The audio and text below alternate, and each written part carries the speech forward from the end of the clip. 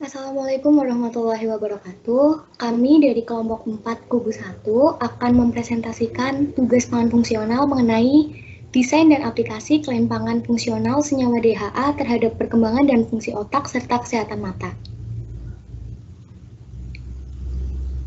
Next.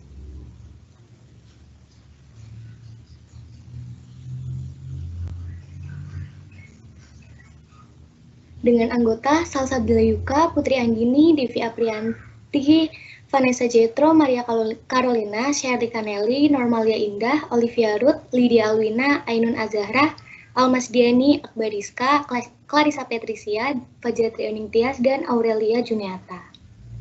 Next.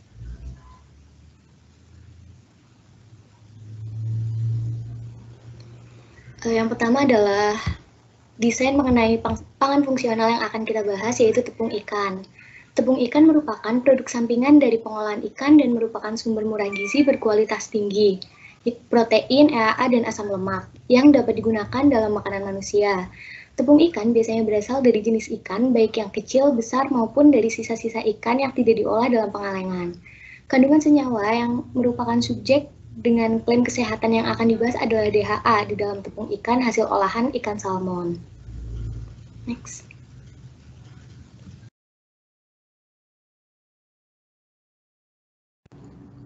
Selanjutnya kita akan membahas mengenai health claim particular. Bisa di next. Yang pertama ini, untuk poin pertama kita akan membahas tentang specify the food or constituent for which the health claim is made. Selanjutnya, jadi laut merupakan salah satu sumber daya yang dikenal memiliki banyak potensi keanekaragaman hayatinya yang dapat diolah menjadi pangan fungsional. Nah, pada kelompok kami memilih ikan salmon sebagai salah satu keanekaragaman hayati yang berpotensi untuk diolah lebih lanjut, mengingat bahwa ikan itu sendiri memiliki asam esensial yang tinggi yang bermanfaat bagi kesehatan. Nah, salah satu kandungannya yang sudah diteliti oleh berbagai penelitian yaitu kandungan asam lemak esensial atau DHA, di mana kandungan dalam ikan salmon Atlantik ini tergolong cukup tinggi, sekitar 130 gram salmon dapat memenuhi kecukupan omega 3. Atau 130 gram salmon ini menyediakan 26-67% dari kebutuhan. Selanjutnya,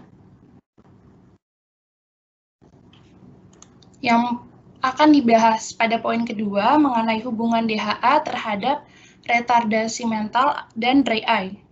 Next. Sebagaimana yang kita tahu bahwa asam lemak esensial tidak dapat diproduksi oleh tubuh, sehingga untuk memenuhi kecukupannya bisa didapatkan dari makanan. Ada beberapa cara untuk menganalisis dari keadaan DHA ini di salah satu bahan pangan. Salah satunya itu menggunakan analisis kualitatif dan kuantitatif. Nah, ini DHA dapat menggunakan kromatografi gas, dan beberapa penelitian juga telah menunjukkan bahwa DHA ini merupakan salah satu komponen utama dalam struktur sel syaraf, serta tersebar dalam jumlah besar di bagian otak. Fungsi DHA sendiri dalam otak adalah membantu transmisi pesan antar sel-sel saraf, menjaga otak, dan memodulasi fluiditas membran. Ada salah satu penelitian yang telah dilakukan pada tahun 2009 bahwa untuk menguji hubungan retardasi mental dengan omega 3 ini dan rasio omega 3 dibanding dengan rasio omega 3 dibanding dengan omega 6 pada 31 anak dengan retardasi mental di Korea Selatan. Hasil yang didapatkan bahwa ada hubungan di setiap peningkatan per unit plasma DHA itu bisa menurunkan risiko retardasi mental sebanyak 74%. Nah, hal ini menunjukkan bahwa asupan DHA yang adekuat dapat menjadi salah satu faktor protektif dari risiko terjadinya retardasi mental. Bisa dilanjut. Selain dari hubungan antara konsumsi DHA dengan retardasi mental, ada juga penelitian yang menunjukkan bahwa DHA itu berperan dalam kesehatan mata. Nah, DHA ini terhadap perkembangan dan fungsi mata melalui efek transmisi dan struktural pada sel fotoreseptor retina. asam lemak esensial, terutama omega 3, ditemukan efektif dalam membantu penyembuhan mata kering. Salah satu penelitian yang dilakukan pada tahun 2013 meneliti mengenai hubungan konsumsi omega 3 dengan tear breakup time atau TBUT dan skimmer score dan Ocular Surface Disease Index pada kelompok intervensi yang diberikan omega 3 dengan dosis 180 mg EPA dan 120 mg DHA selama 30 hari, ini mampu untuk menurunkan angka evaporasi air mata, meningkatkan sekresi air mata, dan memperbaiki gejala mata kering. Selanjutnya,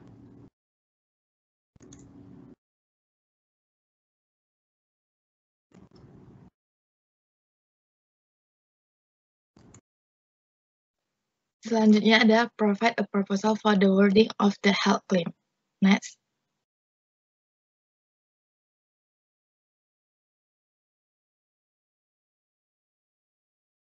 Yang pertama, DHA untuk perkembangan otak. DHA adalah komponen terbesar dari long chain polyunsaturated fatty acid yang berperan dalam membangun myelin, yaitu sarung pembungkus saraf yang membantu rangsangan saraf elektris di otak agar dapat bergerak menjadi lebih cepat dalam membantu pergerakan atau motorik. Hasil penelitian dari Mutaya dan McNamara menyebutkan bahwa ada hubungan antara DHA dengan perkembangan otak, syaraf, dan mata. Dengan terdapatnya DHA, jaringan saraf dapat mengantarkan rangsangan saraf ke otak dengan baik dan komunikasi sel-sel otak menjadi lebih efektif untuk membantu perkembangan motorik bayi. Selanjutnya adalah DHA untuk kesehatan mata. Ku, Lamit, dan Helan menyatakan bahwa organ-organ penting yang membantu arah dan kontrol pergerakan seperti retina dan sistem saraf pusat, terutama disusun oleh lemak. Pernyataan ini sesuai dengan hasil penelitian di Inggris yang menunjukkan bahwa balita dapat tumbuh sehat dan cerdas karena asam lemak yang merupakan nutrisi yang penting untuk pertumbuhan otak dan mata. Next.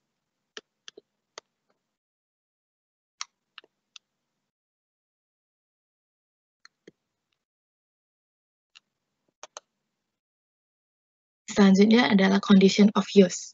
Next. AA dan DHA berperan penting dalam proses tumbuh kembang otak pada bayi, terutama pada saat otak sedang tumbuh dengan cepat, yaitu pada trimester ketiga kehamilan hingga usia 2-3 tahun. DHA dari ikan salmon, yang merupakan asam lemak omega 3, berperan dalam perkembangan otak dan mata dalam pertumbuhan janin. Dalam trimester 3, dibutuhkan 40-60 mg omega 3 LC-PUVA per kilogram BB per harinya. Untuk 100 gram ikan salmon, mengandung lebih besar dari 1.200 mg DHA dan EPA. Untuk kehamilan trimester 3 dan bulan pertama setelah kehamilan, peningkatan pada pertumbuhan otak manusia diikuti dengan peningkatan volume DHA dalam otak. Omega 3 PUVA sangat penting untuk retina mata. Next.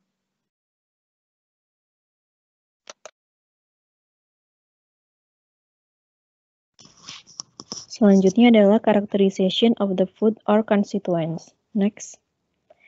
Tepung ikan salmon memiliki butiran-butiran seragam, bersih, bebas dari kontaminasi serangga, jamur, dan mikroorganisme patogen.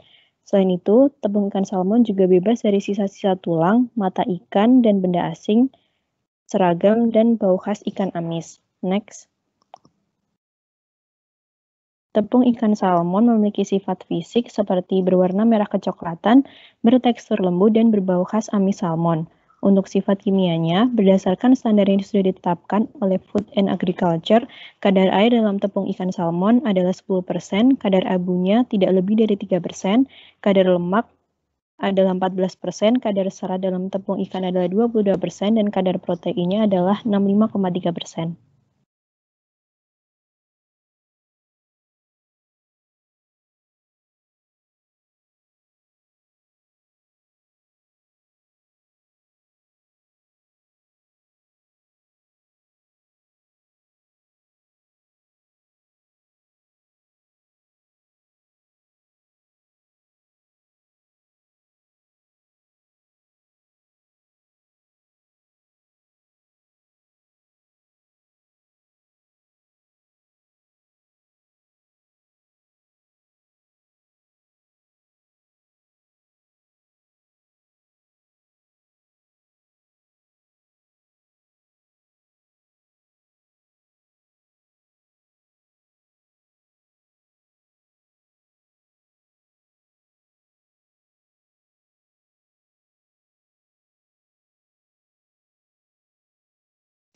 Selanjutnya adalah food constituent other than minerals and vitamin. Next.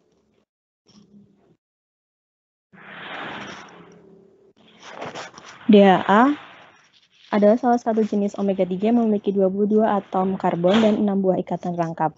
Ikatan rangkap yang pertama terletak pada atom ketiga dari gugus metil terakhir. Ikatan rangkap berikutnya terletak pada nomor atom karbon ketiga dari ikatan rangkap sebelumnya. Dalam 100 gram ikan salmon terdapat kandungan DHA sebesar 820 mg per 100 gram. DHA tidak dapat dibuat dalam tubuh sehingga perlu dipasok dari makanan. Asam lemak omega-3 DHA tidak termasuk ke dalam asam lemak esensial yang artinya EPA dan DHA ini dapat disintesis dengan baik dalam tubuh manusia.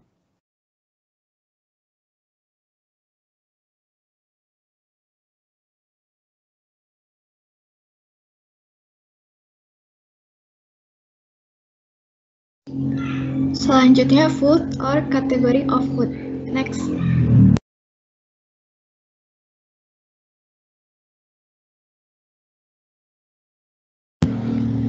Tepung ikan salmon merupakan salah satu produk pangan fungsional dari ikan salmon yang mana tinggi protein dan asam lemak tak jenuh rantai panjang omega-3. Kadar omega-3 yang tinggi dapat dimanfaatkan untuk kesehatan. Terdapat penelitian untuk pengkategorian perbedaan dua variasi ikan salmon yang dapat mempengaruhi kadar lemak di dalamnya, yaitu ikan salmon liar serta ikan salmon yang dibudidayakan di Pasifik dan Atlantik.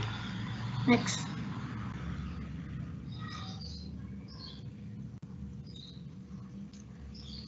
Nah, dari 6 jenis yang diteliti, terdapat hasil jenis Chinook dan Soke salmon liar memiliki kandungan jumlah DHA dan EPA paling tinggi, diikuti oleh kelompok salmon yang dibudidaya. Kandungan asam lemak ini dinyatakan dengan persen berat kering yang dianalisis dengan instrumen SCON 436 di Marine Lipid Labs, Universitas Dalhousie. Dan ini berikut terlampir persyaratan mutu tepung ikan secara umum dari Badan Standarisasi Nasional.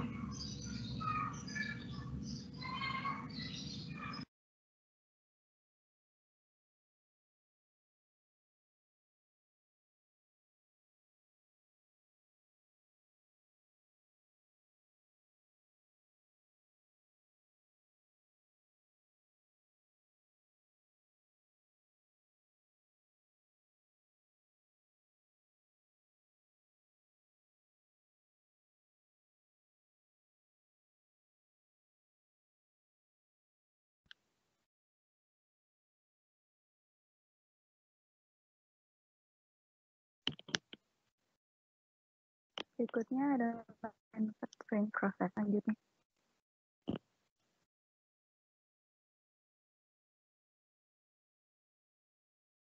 Untuk bahan utama yang digunakan adalah ikan salmon, sedangkan bahan lain yang digunakan adalah air, pelarut heksana, dan antioksidan BHT. Pelarut heksana digunakan untuk mengekstrak minyak dan lemak, sedangkan antioksidan BHT atau butyl hidroksitoluen merupakan antioksidan sintetik yang banyak digunakan untuk mencegah ketumikan pada minyak dan dapat meningkatkan stabilitas minyak. Selanjutnya.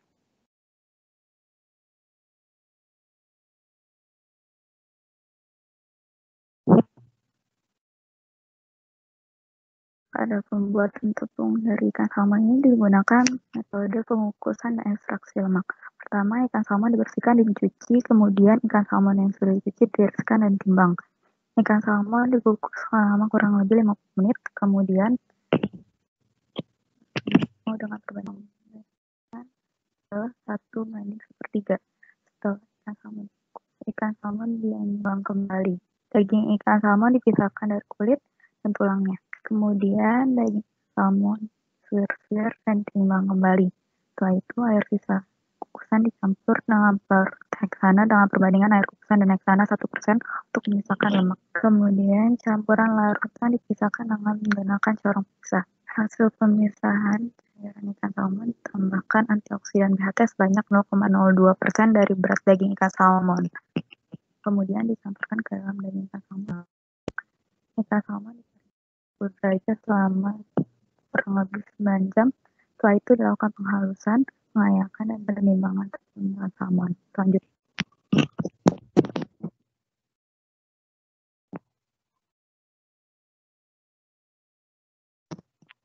Berikut merupakan diagram alurnya dapat dilihat. Lanjutnya.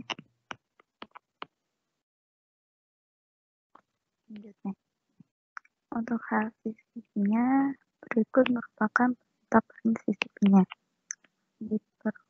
Penetapan CCP pada dua tahap, yaitu tahap pencampuran air dan heksana dan pencampuran laut dan antioksidan BHT. Untuk jenis bahaya dari kedua tahap tersebut penggunaan dalam yang berlebih. Batas kritis dari pencampuran air dan heksana menggunakan bandingan sedangkan pencampuran antioksidan itu dapat yaitu menggunakan 200 mg per kilogram. Untuk monitoringnya dapat dilihat kecenderungan koreksinya dapat dilakukan dengan alat yang diperlukan yang digunakan. Selanjutnya dilakukan verifikasi.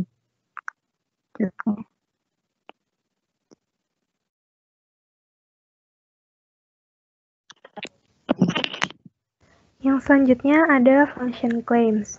Next. Nah, function claim yang kita pakai adalah fungsi tubuh yang merupakan subjek dari efek yang diklaim itu adalah perkembangan dan fungsi otak serta kesehatan mata. Nah, dasar pemikiran atau alasan mengapa fungsi tubuh memberikan efek fisiologis yang menguntungkan bagi target populasi yang menjadi tujuan klaim adalah karena otak dan mata memiliki kandungan DHA yang tinggi dibandingkan organ lain. DHA sendiri terkonsentrasi di bagian korteks dan di segmen luar dari retina. DHA dalam otak berperan dalam persinyalan saraf, sedangkan pada mata, DHA terlibat dalam kualitas penglihatan. Next. Nah, selanjutnya ada definition of the claim effect. Nah, faktor resiko perkembangan penyakit manusia, yang pertama adalah DHA sangat krusial bagi janin, bayi, dan balita. Hal ini disebabkan oleh DHA yang meningkatkan fungsi kerja otak pada bayi dan balita melalui peningkatan jumlah sel otak secara optimal, sehingga didapatkan hasil kinerja otak yang lebih optimal dalam segi konsentrasi, memori, fokus, kemampuan reasoning, serta kemampuan untuk memecahkan masalah. Nah, janin yang mendapat asupan DHA rendah menunjukkan performa dan perkembangan otak yang kurang optimal. Sebuah penelitian lain menunjukkan terjadinya penurunan ketajaman pandangan serta penurunan perkembangan bahasa pada baduta yang mendapatkan ASI dengan kadar DHA yang rendah. Oleh sebab itu, DHA ini perlu dikonsumsi oleh ibu hamil demi perkembangan janin serta dikonsumsi bayi dan balita demi perkembangan fisiologis otak dan kesehatan mata.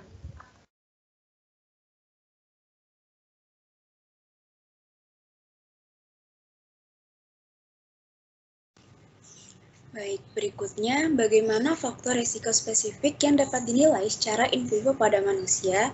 Nah, defisiensi DHA dalam asupan makanan, terutama pada saat perkembangan manusia di awal kehidupannya ini, dapat meningkatkan risiko terganggunya perkembangan otak dan fungsi mata, sebab defisiensi ini akan terlihat pada cerebral cortex dan juga retina, dan terlihat adanya gangguan penglihatan akibat perkembangan sistem saraf yang rendah secara signifikan pada fotoreseptor retina dan membran sinap neuron yang diakibatkan oleh kekurangan DHA tadi. Nah, penyakit yang terkait dengan faktor risiko kekurangan DHA sendiri ini terdapat gangguan fungsi otak seperti retardasi mental, serta gangguan pada mata seperti mata kering ataupun dry eye. Boleh di next?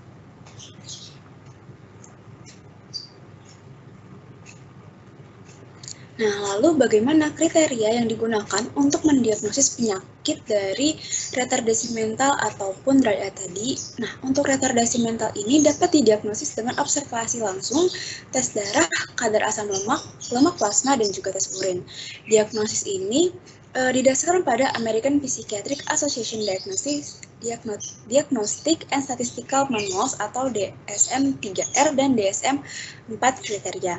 Nah, kemudian pada salah satu penelitian di tahun 2000 ini menyatakan bahwa anak dengan kadar DHA plasma yang rendah memiliki gejala hiperaktif yang parah dibandingkan dengan kelompok kontrol atau kelompok yang memiliki tingkat omega 3 yang tinggi. Nah, kemudian menurut Kanal et al. Pada tahun 2008, untuk diagnosis pengukuran mata kering ini diukur dengan tear break-up time atau TBUT dengan menggunakan fluorescence. Nah, uji ini dapat dikatakan lebih reliable daripada uji skimar. Diagnosis mata kering ini seringkali menjadi misdiagnosis karena penampilannya yang kompleks serta sangat bervariasi, serta pengujian yang dapat dipercaya seperti uji TBUT ini, fluorescence staining, dan pengujian margin eyelid. Di next. Selanjutnya adalah character of the relationship between the risk factor and the risk of the related disease. Next.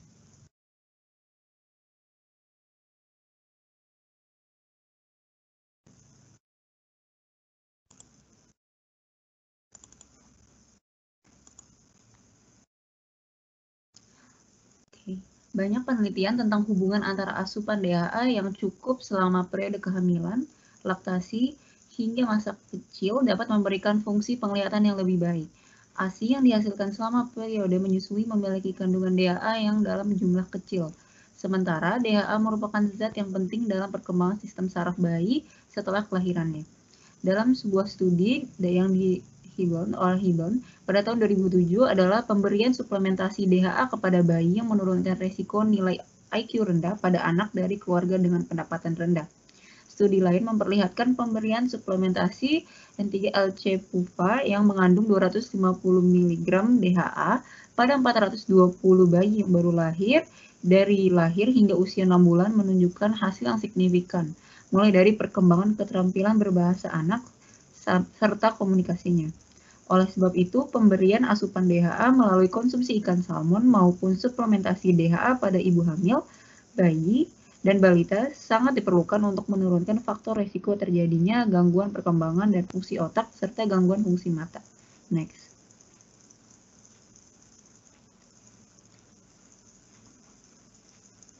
Selanjutnya adalah identification of pertinent scientific data, scientific substantiation of claim effect.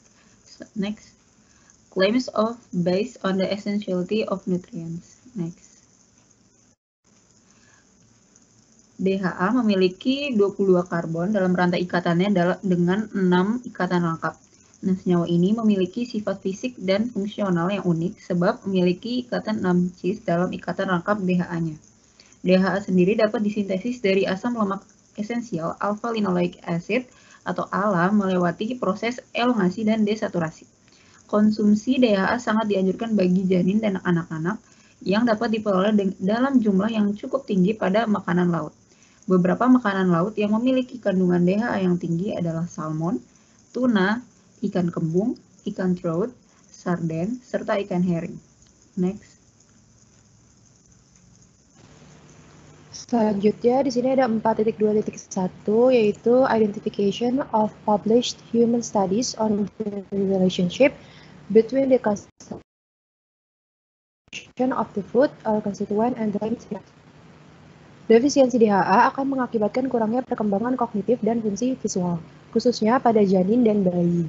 Pada bayi, kekurangan asam lemak omega 3 dapat mengakibatkan pembentukan neuron terhambat, sehingga bayi bisa cacat. Masih rendah serta bangsal otak tidak normal atau di bawah optimal. Suplementasi atau konsumsi DHA harus dilakukan sejak awal kehamilan, agar mengoptimalkan pertumbuhan otak dari janin. Adanya suplementasi DHA, meskipun dalam jangka pendek, pada anak-anak dapat meningkatkan beberapa area fungsi saraf.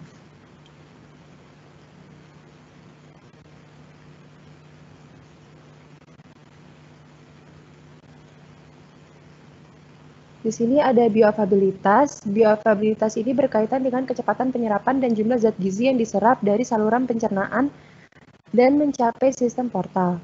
Adapun penyerapan zat gizi bergantung pada faktor yang mempengaruhinya. Asam lemak terserap dalam tubuh sebagai asam lemak bebas, terikat pada gliserol, membentuk triasilgliserol, diasilgliserol, atau asilgliserol.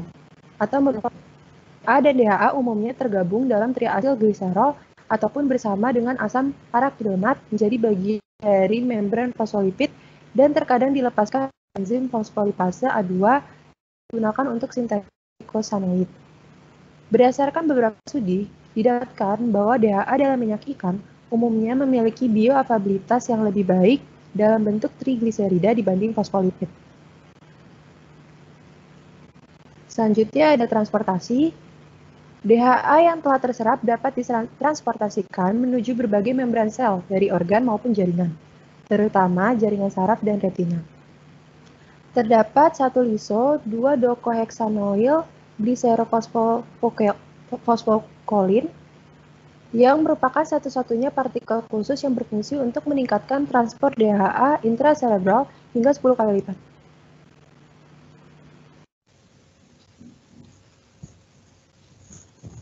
Selanjutnya terdapat mekanisme dari DHA. Otak manusia sendiri melakukan metabolisme sekitar 4 mg DHA per hari, menghasilkan waktu paruh DHA pada otak sekitar 2,5 tahun, yang tentunya lebih lama dibandingkan DHA di jaringan perifer.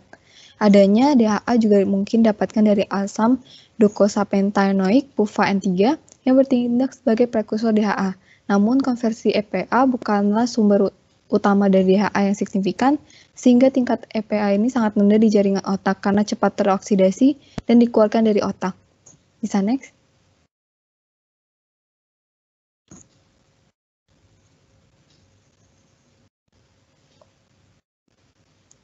Dan DHA yang di otak ini akan berkontribusi pada penyusunan struktur membran sel otak, serta terlibat dalam neurogenesis, transmisi saraf, dan kelangsungan hidup sel di dalam SSP. DHA ini juga berkontribusi pada fluiditas membran sel dan memberi sinyal transduksi di dalam SSP dengan mengaktifkan reseptor membran sel. DHA juga akan mengubah ekspresi gen dalam jaringan otak yang mempengaruhi perkembangan neurit, pembelajaran, dan juga memori. DHA akan membantu domain rakit lipid di membran dengan kolesterol untuk memperluas neurit, mielinisasi, dan pensinyalan yang dimediasi oleh membran. DHA kemudian meningkatkan pensinyalan protein kinase B dan kompleks mTOR yang mendorong pertumbuhan saraf. Kemudian DHA akan meningkatkan fasilitas pembentukan protein pre dan post sinaptik dengan memungkinkan adanya transmisi sinaptik dan potensi jangka panjang atau ETP. Dalam stres oksidatif, DHA juga dapat meningkatkan perbaikan dan pertumbuhan neuron dengan mengaktifkan peroxisom proliferator activated receptor gamma atau PPAR dan sintaksis 3. Next. Sedangkan pada mata sendiri, DHA memiliki peran penting dalam sel fotoreseptor. Meskipun DHA tidak secara eksklusif terletak di sel fotoreseptor, tetapi DHA akan diesterifikasi menjadi fosfolipid. DHA berperan dalam sintesis membran cakram, sehingga terjadi konformasi rodopsin dan dalam modifikasi aktivitas enzim retinal. Umumnya terdapat sekitar 60 molekul fosfolipid mengelilingi setiap molekul pigmen visual. Peran lain dari DHA adalah pembaruan segmen luar yang dilanjutkan dengan pelepasan cakram dan sintesis membran yang baru. Kemudian DHA juga dianggap berperan sebagai diferensiasi fotoreseptor awal.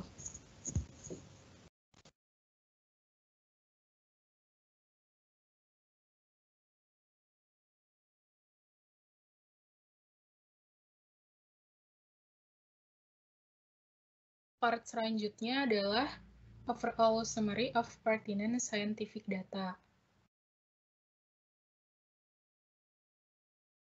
Yang pertama adalah claims based on the essentiality of nutrients.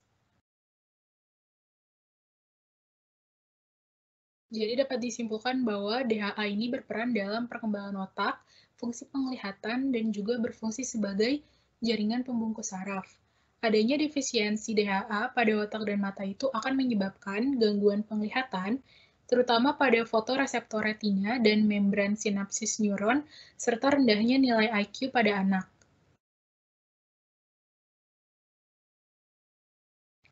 DHA sendiri tidak dapat disintesis de novo oleh tubuh manusia sehingga perlu dipenuhi melalui asupan sehari-hari. Konsumsi DHA ini sangat dianjurkan bagi janin dan anak-anak yang dapat diperoleh dalam jumlah yang cukup tinggi.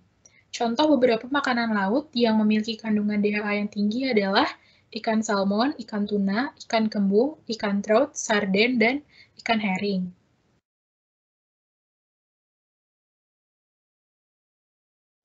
Lalu poin yang kedua adalah substantiation of a causal relationship between the consumption of the food or constituent and the claim.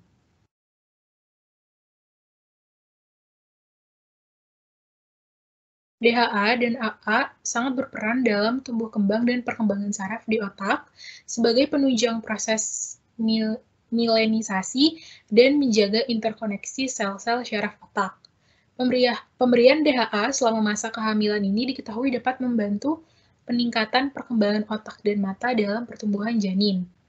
Sebuah penelitian yang dilakukan oleh Colombo pada tahun 2004 menyebutkan bahwa terdapat hubungan langsung antara tingginya kadar DHA pada eritrosit baik pada ibu dan bayi, sehingga semakin bagus perkembangan sistem saraf dan visualnya pada sang anak. Selain itu, penelitian yang dilakukan oleh Negers pada tahun 2009 untuk menguji hubungan retardasi mental dengan omega-3 dan rasio omega-3 atau omega-6 pada 31 anak dengan retardasi mental di Korea Selatan juga menyebutkan bahwa ada hubungan yang signifikan antara plasma DHA dengan mental retardasi.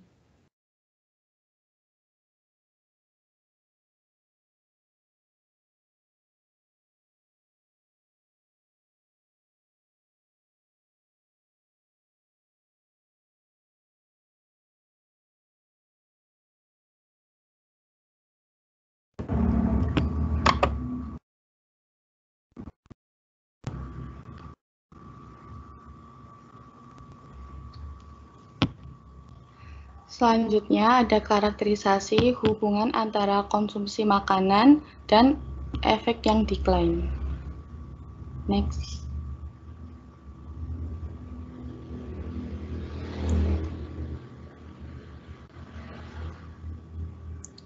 Asupan DHA yang adekuat pada periode kehamilan, laktasi, dan bayi dapat memberikan fungsi penglihatan yang lebih baik. Pada kehamilan trimester ketiga, ibu hamil membutuhkan 40-60 mg N3-L-Cipuva per kilogram BB per hari. Pemberian DHA pada bayi merupakan hal yang penting karena ASI memiliki kandungan DHA dalam jumlah kecil. Dalam studi yang dilakukan oleh Hibban pada suplementasi DHA kepada bayi yang menurunkan risiko nilai IQ rendah pada anak dari keluarga dengan pendapatan rendah. Studi lain memperlihatkan pemberian suplementasi N3-L-Cipuva yang mengandung 250 mg DHA pada 420 bayi baru lahir dari lahir hingga usia 6 bulan menunjukkan hasil yang signifikan mulai dari perkembangan keterampilan berbahasa anak serta komunikasinya. Next. Selanjutnya ada bukti pendukung. Yang pertama ada bioavailabilitas. Bioavailabilitas berkaitan dengan kecepatan penyerapan dan jumlah zat gizi yang diserap dari saluran pencernaan dan mencapai sistem portal. Adapun penyerapan zat gizi bergantung pada berbagai faktor yang mempengaruhinya. EPA dan DHA merupakan bagian dari triacylglycerol atau bisa juga bergabung bersama dengan asam arachidonat menjadi bagian dari membran fosfolipid. Berdasarkan beberapa studi, didapatkan bahwa DHA dalam minyak ikan umumnya memiliki bioavailabilitas yang lebih baik dalam bentuk trigliserida dibandingkan fosfolipid. Next.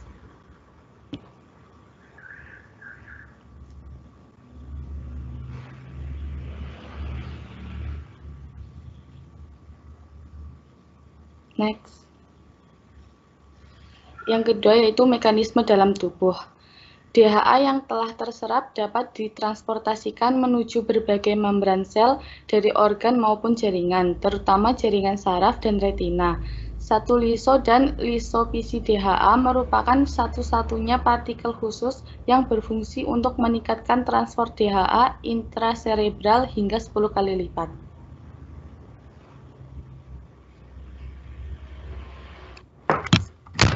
Access to the application. Next. Yang pertama di sini kita akan membahas glossary and abbreviation.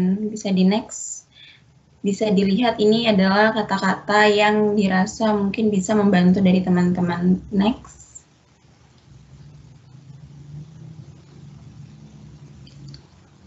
Next.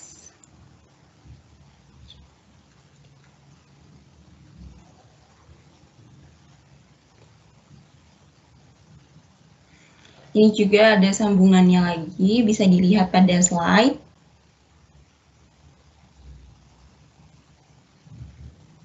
Next.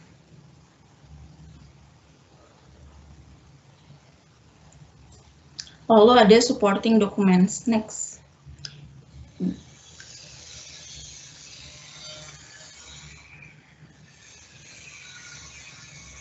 Yang pertama di sini ada bioavailabilitas. Jadi penyerapan lemak itu, asam lemak dibantu oleh enzim lipase sehingga molekul lemak dapat dipecah menjadi asam lemak yang diabsorpsi oleh jonjot usus dan kemudian menjadi senyawa yang dibutuhkan oleh tubuh. Nah, produk pangan yang mengandung asam lemak omega 3 berperan terhadap peningkatan kadar EPA dan DHA dalam sel darah merah. Sehingga penggunaan ikan salmon berpotensi komersialnya untuk dimasukkan ke dalam pangan manusia yang bisa digunakan untuk bahan kue atau penambah rasa pada makanan. Next.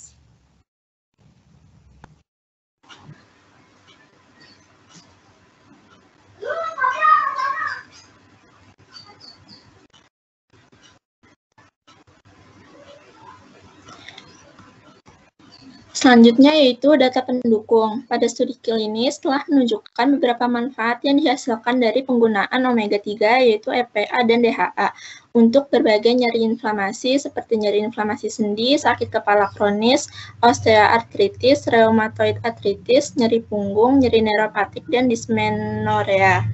Kemudian komposisi asam lemak dari ikan pada umumnya rendah saturated fatty acid atau SFA. SFA ini mempunyai hubungan yang erat dengan timbulnya penyakit CVD. Senyawa yang bermanfaat bagi kesehatan adalah N3-PUPA khususnya EPA dan juga DHA. Kemudian cara kerja asam lemak omega 3 pada tubuh manusia adalah asam lemak omega 3 yang dapat dikonversi menjadi jenis asam lemak omega 3 lainnya. Tetapi asam lemak omega 3 ini tidak dapat dikonversi menjadi asam lemak omega 3,6 dan begitu sebaliknya.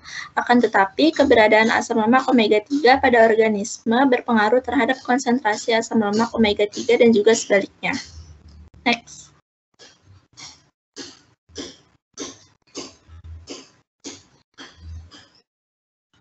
Sekian dari kelompok 41, terima kasih.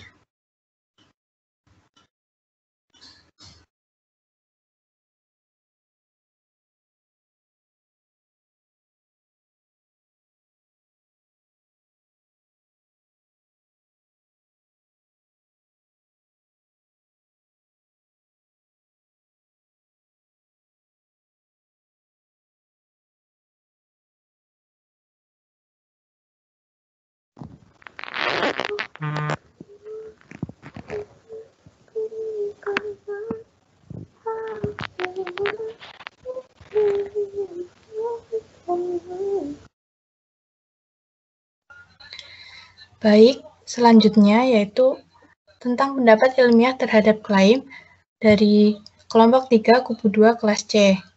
Next.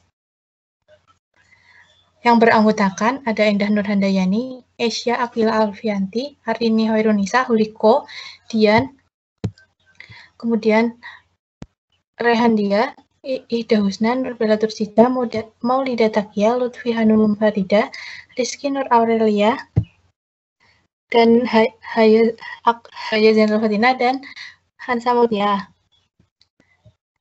Next.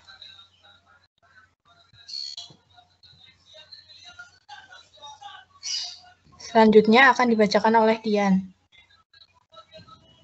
Artikel yang dipresentasikan ini berisi opini ilmiah yang dibuat untuk menanggapi desain pangan fungsional tepung ikan salmon untuk kesehatan mata dan perkembangan otak. Kandungan senyawa dalam tepung ikan hasil olahan ikan salmon yang menjadi subjek klaim kesehatan yang dibahas adalah DHA. Next.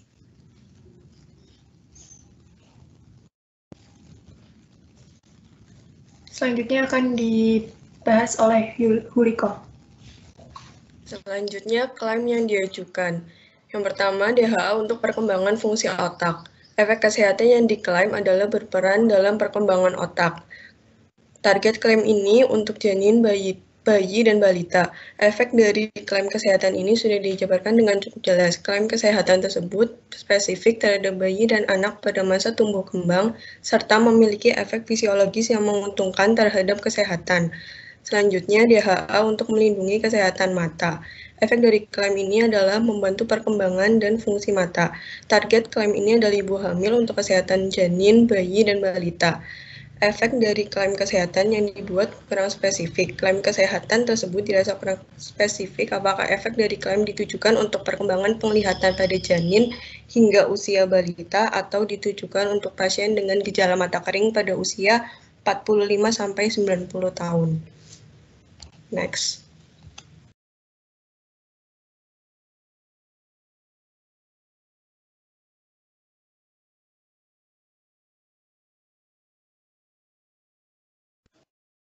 Selanjutnya, karakterisasi makanan atau konstituen.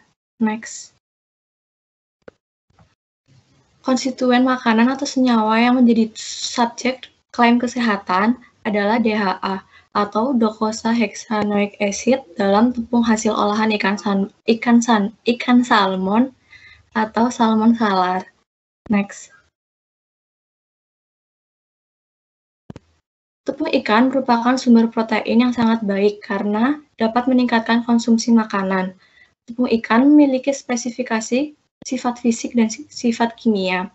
Sifat fisik dari tepung ikan yaitu berwarna merah kecoklatan, bertekstur lembut, dan berbau khas amis ikan salmon. Sedangkan sifat kimianya yaitu mengandung protein kasar 60%, kadar air 2,5%, lemak 2,54%, dan kadar abu 1,2%. Ikan salmon sendiri memiliki kadar air sebesar 66-81%. Kandungan protein sebesar 18-22% dan kadar lemak sebesar 11-19%. Next.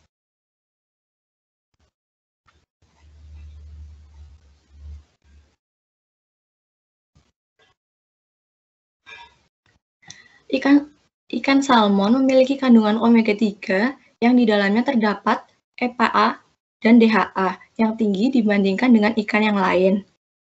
Menurut National Institutes of Health, kandungan DHA dalam ikan salmon adalah sebesar 1,24 gram. Nah, DHA sendiri merupakan salah satu jenis asam lemak omega 3 dengan 22 buah atom karbon dan 6 buah ikatan rangkap. Ikatan rangkap yang pertama terletak pada atom karbon ketiga dari gugus metal terakhir. Oleh karena itu, termasuk dalam asam lemak omega 3. DHA merupakan komponen penting dari fosfolipid membran yang berperan dalam meregulasi fungsi membran sel dan fungsi vaskular. DHA dapat disintesis atau dibentuk dalam tubuh prekursornya yang berupa ALA atau alpha-linolenate acid melalui proses elongasi dan desaturasi. Namun kapasitas pembentukannya sedikit. Oleh karena itu, diperlukan sumber DHA murni seperti yang terdapat pada ikan, terutama ikan yang hidup di air dingin seperti makarel, salmon, sarden, herring, dan ikan tuna. Sumber nabati seperti jamur, minyak jagung, minyak kelapa juga mengandung DHA, namun jumlahnya sangat sedikit. Next.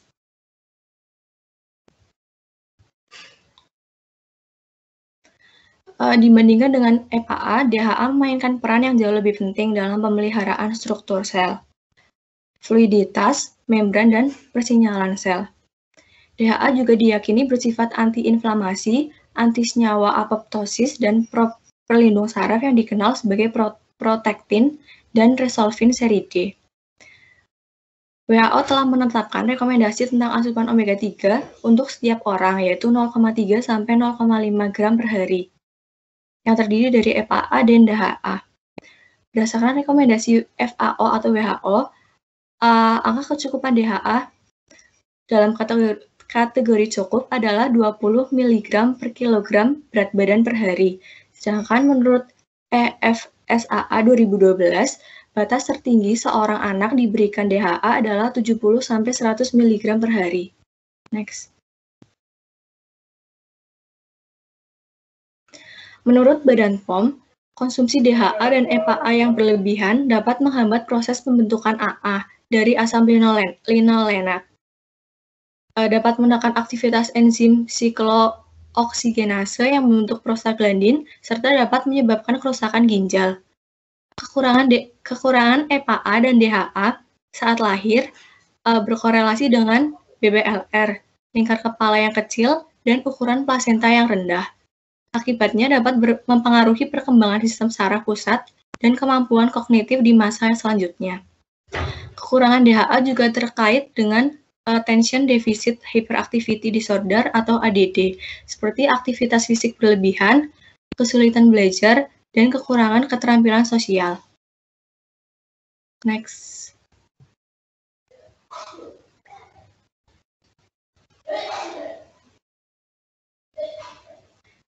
Kesimpulannya, Kubu 2 menilai bahwa konstituen pangan DHA pada tepung ikan salmon merupakan subjek klaim kesehatan yang sudah cukup berkarakteristik.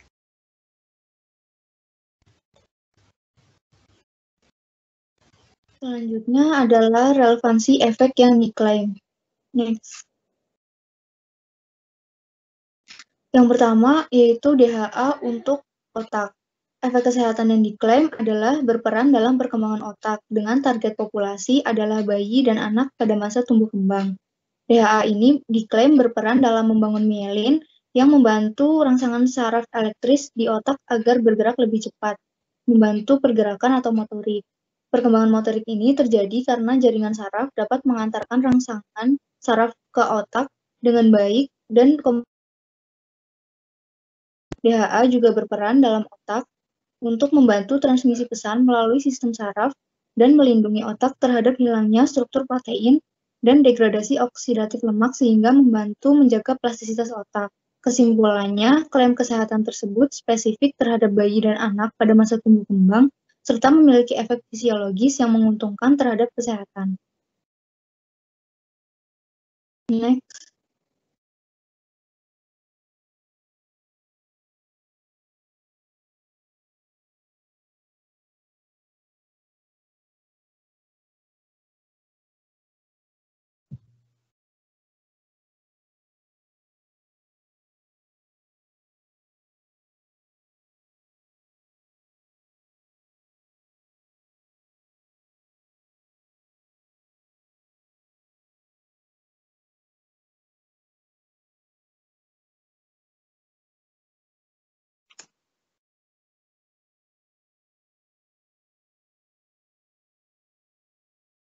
Untuk yang selanjutnya, yaitu ada DHA untuk mata. Efek kesehatan yang diklaim yaitu membantu perkembangan dan fungsi mata. Target populasinya adalah anak pada masa tumbuh kembang. DHA berperan terhadap perkembangan dan fungsi mata melalui efek transmisi dan struktural pada sel fotoreseptor retina. Membran sel batang segmen luar fotoreseptor retina memiliki kandungan yang tinggi DHA yaitu sekitar 50-70%. DHA merupakan komponen fosfolipid yang mengelompok di sekitar rodopsin yang merupakan protein yang menerima sinyal cahaya. Ketika sinyal cahaya diterima, kaskade fototransduksi dimulai melalui aktivitas perubahan rodopsin yang difasilitasi oleh adanya DHA dalam membran. Next.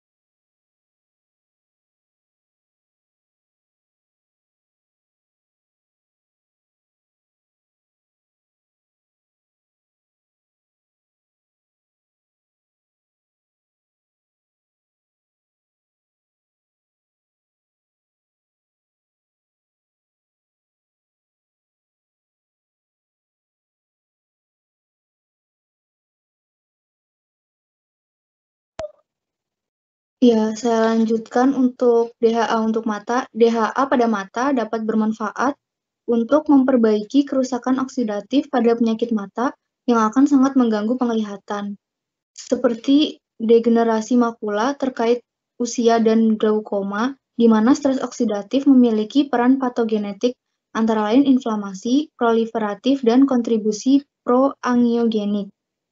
DHA dapat digunakan untuk menunda atau menghambat berbagai mekanisme mendasar yang diinduksi serta hiperglikemia yang berfokus pada DR. DHA juga dapat mengurangi formasi radikal bebas dan menginduksi ekspresi enzim antioksidan endogen dan sangat mampu mencegah angiogenesis retina dengan menurunkan regulasi ekspresi angiogenik terutama VEGF. DHA diperlukan sebagai unsur pembentuk cawan untuk wadah rodopsin, yaitu senyawa vital penginderaan dan pengiriman sinyal balik yang diterima mata ke otak. Next. Jadi kesimpulannya, klaim kesehatan DNA untuk mata spesifik terhadap bayi dan anak pada masa tumbuh kembang, serta memiliki efek fisiologis yang menguntungkan terhadap kesehatan.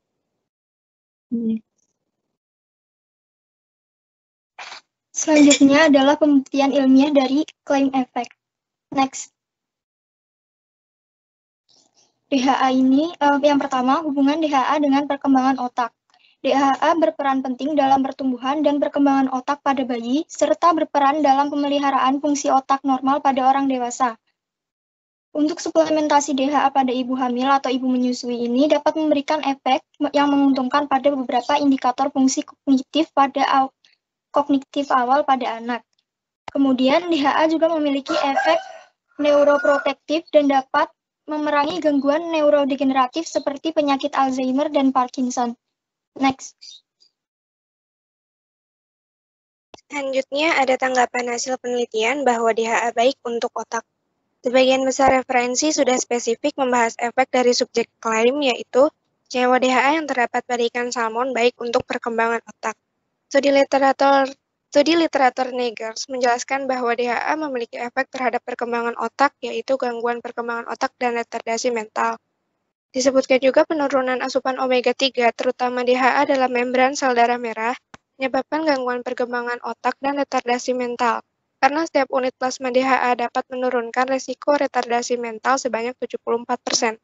Dibuktikan juga dengan asupan DHA rendah dapat membuat penurunan ketersediaan asam lemak di dalam otak, sehingga akumulasi omega-3 dalam plasma darah dan DHA dapat menjadi prediktor dan dalam indikasi retardasi mental. Next. Ada beberapa referensi juga menunjukkan bahwa DHA diperlukan karena dapat meningkatkan fungsi kerja otak pada bayi dan balita, serta perkembangan janin selama periode kehamilan. Defisiensi DHA ini dapat meningkatkan risiko terganggunya perkembangan otak. Penelitian Rashid 2003, Noriko Puspitasari, dan Doyana. Kemudian penelitian Burgess menyebutkan bahwa anak dengan kadar DHA plasma yang rendah memiliki gejala hiperaktif yang parah. Didukung juga dengan penelitian dari Razak menyebutkan bahwa ikan salmon kaya akan asam lemak omega-3 yaitu DHA dan EPA berfungsi membantu perkembangan dan fungsi otak manusia. Studi Hibong et Echeverria juga menyebutkan pemberian suplementasi N3-LC-PUPA yang berisi 250 mg DHA dapat membuat peningkatan perkembangan keterampilan berbahasa serta komunikasi anak. Oleh karena itu, pemberian asupan DHA sangat diperlukan untuk menurunkan risiko terjadinya gangguan perkembangan dan fungsi otak. Untuk itu diperlukan konsumsi ikan salmon atau suplemen DHA. Berdasarkan referensi yang digunakan, dapat disimpulkan terdapat efek konsumsi DHA terhadap perkembangan dan fungsi otak, sehingga dapat digunakan sebagai pembuktian ilmiah dari klaim yang diajukan.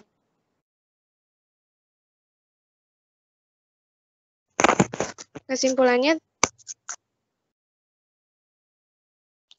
selanjutnya adalah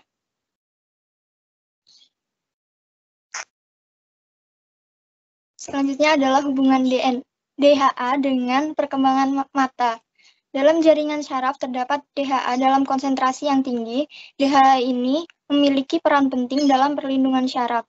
DHA dan turunannya sebagai pilihan steroid sparing potensial yang dapat mengurangi peradangan terkait mata kering atau dry eye syndrome. Pemberian DHA pada orang dengan kerusakan saraf kornea menghasilkan regenerasi syaraf yang lebih cepat. DHA ini juga baik untuk mata dan membantu dalam pemulihan dari disfungsi visual tertentu. Menurut sebuah penelitian yang dilakukan oleh Francisca dengan subjek sehat 74 orang dengan usia 45 sampai 77 tahun yang setiap hari mengkonsumsi suplementasi DHA sebanyak 252 mg selama 90 hari, 60 mg EPA dan 90 mg vitamin E menunjukkan peningkatan yang signifikan pada kapasitas visual mata kanan. Next. Berikutnya adalah tanggapan hasil penelitian bahwa DHA baik untuk mata. Referensi yang digunakan oleh kubu 1 kurang spesifik membahas efek senyawa DHA pada ikan salmon terhadap kesehatan mata. Namun sebagian besar referensi membahas mengenai efek omega 3 terhadap kesehatan mata secara umum. Nah, meskipun demikian, menurut kubu kami, referensi yang digunakan itu dapat diterima karena DHA merupakan salah satu senyawa asam lemak omega 3 yang dapat ditemukan pada ikan salmon. Boleh tolong di next. Studi literatur yang telah dilakukan oleh Razak dan juga Susanto dan Fahmi menjelaskan bahwa omega 3 memberikan efek kesehatan pada mata. Omega 3 pada ikan salmon memberikan perlindungan dan menurunkan resiko dry eye syndrome. Nah, studi tersebut dibuktikan juga dengan penelitian oleh Kangari et al. Yang menemukan bahwa konsumsi omega 3 dengan kandungan DHA sebesar 120 mg yang diberikan 2 kali sehari selama 30 hari dapat menurunkan laju penguapan air mata atau TBUT dan juga memperbaiki gejala mata kering serta meningkatkan sekresi air mata. Next. Omega 3 sendiri dapat meningkatkan perkembangan mata. Defisiensi omega 3 akan menyebabkan terjadinya gangguan penglihatan dan juga kelainan mata. Nah, di dalam salmon sendiri mengandung tinggi senyawa asam lemak omega 3 termasuk DHA. Penelitian yang dilakukan oleh Astija dan juga Jaswin Tari itu menunjukkan DHA dalam 100 gram ikan salmon mengandung sebesar 820 mg DHA. Next. Kesimpulannya terdapat efek konsumsi DHA terhadap perkembangan dan fungsi mata sehingga dapat digunakan sebagai pembuktian ilmiah dari klaim yang diajukan. Next. Selanjutnya adalah kondisi dan kemungkinan batasan penggunaan. Next. Pemenuhan dua jenis asam lemak yaitu DHA dan EPA sangat penting diperhatikan pada ibu hamil. Rekomendasi dari WHO, kebutuhan omega 3 dalam tubuh untuk setiap orang yaitu 0,3 sampai 0,5 gram per hari. Sumber lain menganjurkan konsumsi omega 3 sebesar 6 sampai 10 gram per hari pada orang dewasa di negara berkembang. Anjuran asupan EFA sebesar 14 gram per hari atau sekitar 4.000 gram per hari selama kehamilan. Pada organ otak, DHA terutama terkonsentrasi pada membran presinaptik, sedangkan pada retina DHA ditemukan pada daerah sinaptik dan membran fotoreseptor. DHA penting bagi pengembangan sistem otak dan penglihatan, serta syaraf bayi pada trimester ketiga pada saat wanita hamil, dan juga pada saat bayi dan anak-anak.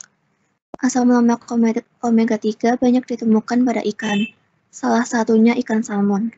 Next.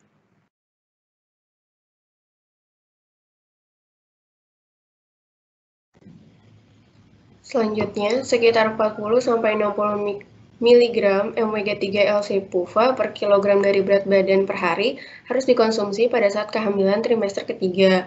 Asupan ini didapatkan melalui konsumsi ikan salmon karena 100 gram ikan salmon telah mengandung 1.200 mg DHA dan EPA. Populasi sasarannya yaitu janin saat masa kehamilan hingga usia 2-3 tahun. Next. Berikut merupakan kesimpulan dari seluruh tanggapan berdasarkan tinjauan yang diklaim. Next.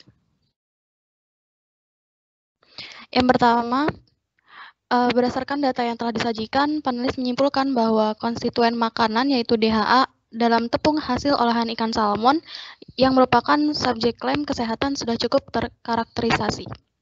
Next. Berdasarkan peran DNA untuk otak, klaim yang diambil adalah berperan dalam perkembangan otak. Klaim ini memiliki beberapa efek yang dibahas, yaitu memiliki hubungan dengan perkembangan otak dan pertumbuhan otak dengan target populasi bayi hingga anak-anak pada masa tumbuh kembang. Kemudian, dalam pemberian asupan DHA sangat diperlukan untuk menurunkan resiko terjadinya gangguan perkembangan dan fungsi otak. Pemberian asupan ini dapat melalui konsumsi ikan, salmon maupun suplementasi DHA. Efek selanjutnya itu menyimpulkan bahwa terdapat efek konsumsi DHA terhadap perkembangan dan fungsi otak sehingga dapat digunakan sebagai pembuktian ilmiah dari klaim yang diajukan. Kemudian tepung ikan salmon yang memiliki kadar lemak sebanyak 11-19% berdasarkan tinjauan, yang mana EPA dan DHA merupakan jenis asam lemak omega 3 yang paling dominan terdapat pada ikan salmon. Kekurangan EPA dan DHA saat lahir akan berkolerasi dengan BBLR, lingkar kepala yang kecil, dan ukuran plasenta yang rendah. Akibatnya, perkembangan sistem saraf pusat dan kemampuan kognitif di masa selanjutnya juga turut berpengaruh. Selanjutnya, DHA untuk mata.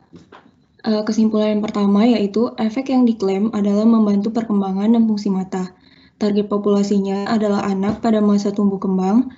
DHA untuk mata khususnya pada bayi dan anak ketika masa tumbuh kembang memiliki efek fisiologis yang menguntungkan terhadap kesehatan.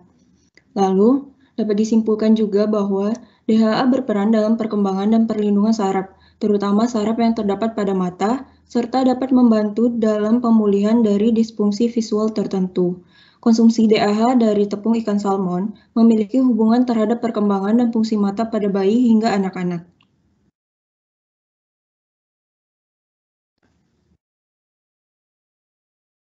Berikut terdapat glosarium. Next. Seperti yang tertera pada layar, terdapat beberapa kalimat kata yang diperjelas. Bisa saya next ya. Akumulasi, korelasi, induksi. Next. Next.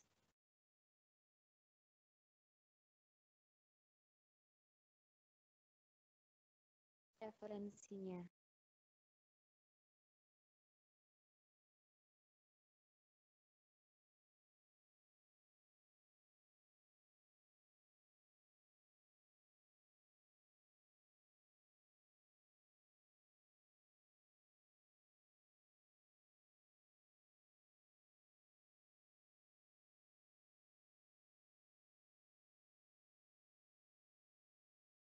Baik, sekian presentasi dari kelompok kami. Kurang lebihnya mohon maaf. Assalamualaikum warahmatullahi wabarakatuh.